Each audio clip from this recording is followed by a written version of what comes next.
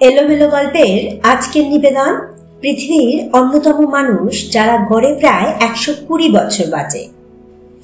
আসুন আজ জেনে নিই তাদের জীবনযাত্রা এবং খাদ্য তালিকা সম্পর্কে। আপনাদের কাছে অনুরোধ, আপনারা ভিডিওটা অবশ্যই পুরোটা দেখবেন এবং আপনাদের এই তথ্য কেমন লাগলো সেটা আমাকে অবশ্যই কমেন্টে জানাবেন। চলুন আর দেরি না করে শুরু করা যাক। পাকিস্তান অধিকৃত কাশ্মীরের হুঞ্জা উপত্যকা এক বিশেষ সম্প্রদায়ভুক্ত মানুষের আবাসস্থল। পরিসংখ্যান জানায় ওই সম্প্রদায়ভুক্ত মানুষেরা এই গ্রহে বসবাসকারী অন্য মানুষদের তুলনায় অতি দীর্ঘায়ু সম্পন্ন হয়। সুতরাং দীর্ঘায়ুর জন্য তাদের স্বাস্থ্যের রহস্য কি? নির্জন হুঞ্জার মানুষের গড় আয়ু 100 বছর এবং কিছু ক্ষেত্রে 120 বছরেরও বেশি হয়ে থাকে। এদিকে পাকিস্তানে গড় আয়ু মাত্র 67 বছর। এখানকার মানুষের সাথে সাথে এখানকার প্রাকৃতিক সৌন্দর্যও অপরূপ, যাকে আমরা এক কথায় স্বর্গীয় বলতে পারি। প্রকৃতির সৃষ্টি এমন অলৌকিক সৌন্দর্য দেখে যে কারোর মন মোহিত হয়ে যাবে। এটি একটি সত্য যে তাদের বিচ্ছিন্নতা এবং জীবনযাত্রার কিছু আকর্ষণীয় বৈশিষ্ট্য রয়েছে, যা অবশ্যই একজনকে স্বাস্থ্যকর করে তুলবে। বলা হয় যে হুঞ্জারা স্বাভাবিকের চেয়ে পরে সন্তান ধারণ করতে সক্ষম, কখনো অসুস্থ হয় না এবং ক্যান্সারের জন্য দুর্ভেদ্য। একটি ওয়েবসাইট বলছে যে হুঞ্জার মহিলারা 60 থেকে 90 বছর বয়সের মধ্যে গর্ভধারণ করতে পারে। এই দাবি বেশিরভাগ মহিলার বিশ্বাস করা অবিশ্বাস্যভাবে কঠিন হবে। আরও একটি সাধারণ বিশ্বাস হলো যে হুঞ্জারা সবাই আলেকজান্ডার দ্য গ্রেটের বংশধর। হুঞ্জা উপত্যকা উত্তর পাকিস্তানের একটি প্রত্যন্ত আদিম এলাকায় অবস্থিত, যেখানে স্থানীয়রা তাদের নিজস্ব খাদ্য তৈরি করে এবং পানীয় ও স্নানের জন্য তাজা হিমবাহের জল ব্যবহার করে। আশেপাশের যে কোনো শহর বা বাণিজ্যিক কেন্দ্র থেকে বিচ্ছিন্ন। হুঞ্জারা কোনো প্রক্রিয়াজাত খাবার গ্রহণ করে না এবং শাকসবজি, দুধ, শস্য এবং ফল, বিশেষ করে অ্যাপ্রিকট সমৃদ্ধ খাবার খায়। অ্যাপ্রিকট হলো হুঞ্জাদের জন্য একটি প্রধান খাবার, তাই তারা বছরের বেশ কয়েক মাস খাঁটিভাবে অ্যাপ্রিকট জুস যুক্ত ডায়েটে যায়। অ্যাপ্রিকট বীজে পাওয়া যায় B17, অ্যামিগডালিন নামেও পরিচিত। এটি খাবারের কারণে হুঞ্জারা ক্যান্সারে ভুগছে না বলে জানা যায়। তাদের খাদ্যের মধ্যে রয়েছে মূলত কাঁচা ফল ও সবজি এবং কম পরিমাণে মাংস। বিশ্বের কিছু কিছু এলাকা আছে যেগুলো ব্লু জোন নামে পরিচিত, যেখানে শতবর্ষীদের উচ্চ ঘনত্ব এবং দীর্ঘ আয়ু থাকে। যদিও হুঞ্জাকে সেই তালিকায় অন্তর্ভুক্ত করা হয়নি, তবুও তাদের ব্লু জোন ডেনিজেনদের সাথে কিছু অনুরূপ বৈশিষ্ট্য আছে, অনেকটা ব্লু জোনের মতন।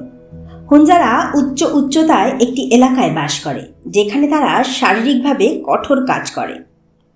তবে আরেকটি মজার গল্প রয়েছে, যেটির সাথে তাদের গুরুত্বপূর্ণ প্রাণবন্ততার সাথে কিছু সম্পর্ক থাকতে পারে। 1930-এর দশকের জনপ্রিয় চলচ্চিত্র লাস্ট হরাইজনে পাওয়া যায়। জেমস হিল্টনের একটি উপন্যাসের উপর ভিত্তি করে দ্য ফ্র্যাঙ্ক ক্যাপরা ক্লাসিক আমাদের শাংরি-লার সাথে পরিচয় করিয়ে দেয়, একটি স্বর্গ যেখানে বার্ধক্য এবং অসুস্থতা স্থগিত থাকে। মুভিতে চীন থেকে আসা একটি ইংরেজ কনভয় হিমালয়ে বিধ্বস্ত হয়। যাত্রীরা তুষার ঝড়ের মধ্যে আটকে পড়ে।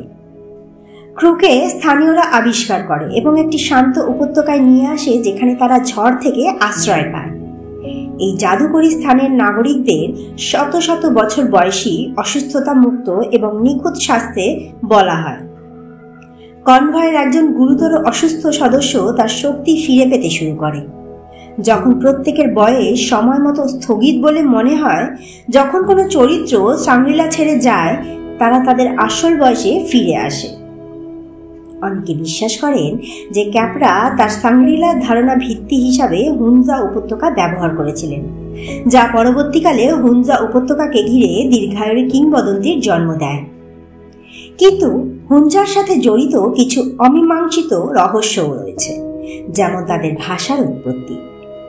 বুরুশাকশি নামে পরিচিত হুঞ্জা ভাষা এটির সীমান্তবর্তী ইন্দো ইউরোপীয় বা তিব্বতী ভাষার সাথে সম্পূর্ণভাবে সম্পর্কহীন। নৃতাত্ত্বিকরা এটিকে একটি সমানভাবে বিচ্ছিন্ন এবং অন্যান্য সংস্কৃতির সাথে সংযুক্ত করেছেন, যা স্পেনের বাস্ক অঞ্চলের। মজার বিষয় হলো, বাস্কের আদিবাসীরা বহু শতাব্দী ধরে পার্শ্ববর্তী সংস্কৃতি থেকে বিচ্ছিন্ন ছিল, একটি ভাষা এবং সাংস্কৃতিক দিক সংরক্ষণ করে যা প্রতিবেশী রাজ্যগুলিতে দীর্ঘকাল বিবর্ণ হয়ে গিয়েছিল। বাস্ক ভাষা বা বুরুশাকি প্রায় 70টি আলাদা আলাদা জ্ঞান ভাগ করে নেয়। নেতৃস্থানীয় নৃতত্ত্ববিদরা বিশ্বাস করেন যে দুটি সংস্কৃতি একটি প্রোটো ককেশীয় উপজাতির মাধ্যমে একটি সাধারণ বংশধর হতে পারে। পাকিস্তানের অন্য যে কোনো গোষ্ঠীর তুলনায় হুঞ্জাদের ত্বক সবচেয়ে ফর্সা। এই অনুমান যোগ করে যে তারা একটি ছোট গোষ্ঠী থেকে এসেছে, যারা একসময় এই অঞ্চলে বসতি স্থাপন করেছিল, সম্ভবত আলেকজান্ডার দ্য গ্রেটের সেনাবাহিনীর সৈন্য বা অন্য যাযাবর ইউরোপীয় গোষ্ঠী। যদিও হুঞ্জার আয়ু কিছুটা বেশি হওয়ার সম্ভাবনা রয়েছে, তবে মনে হয় তাদের জীবনধারা প্রকৃতপক্ষে শারীরিক ও মানসিক উভয় দিক থেকেই গড়ের চেয়ে স্বাস্থ্যকর। কিন্তু যেহেতু তারা জন্ম শংসাপত্রের সাথে বয়সের ট্র্যাক রাখে না, তাই তাদের প্রকৃত আয়ু নির্ধারণ করা কঠিন। হুঞ্জা পরিদর্শন করেছেন এমন নৃবিজ্ঞানী এবং গবেষকদের কাছ থেকে বিবরণ শোনার সময় এটা স্পষ্ট যে আমরা যে আধুনিক চাপের মুখোমুখি হই তা সম্পূর্ণরূপে সেখানে শোনা যায় না। হুঞ্জারা যে জীবনধারা এবং শারীরিক শ্রম উপভোগ করে, যা তাদের সরল অস্তিত্ব তৈরি করে এবং আমাদের নিজেদের সহজ জীবনযাপনের সুবিধা সম্পর্কে কিছু সূত্র প্রদান করতে পারে। আজকের গল্প এখানেই শেষ করলাম। পরবর্তী আরো ভালো ভালো গল্প নিয়ে তোমাদের কাছে আসার চেষ্টা করব। আমার গল্প যদি তোমাদের ভালো লেগে থাকে তাহলে প্লিজ লাইক, শেয়ার আর সাবস্ক্রাইব করো আমার চ্যানেলটাকে। পাশে বেল আইকনটি অবশ্যই প্রেস করে দিও, যাতে খুব সহজেই আমার গল্প তোমরা পেয়ে যাও। আর তোমাদের কাছে অনুরোধ, তোমাদের কাছে যদি কোনো গল্প থেকে থাকে তাহলে তোমরা আমাকে পাঠাতে পারো আমার মেল আইডি elomelo.golpera@gmail.com। আমার মেল আইডিটি আমার ডেসক্রিপশনে দেওয়া রইল।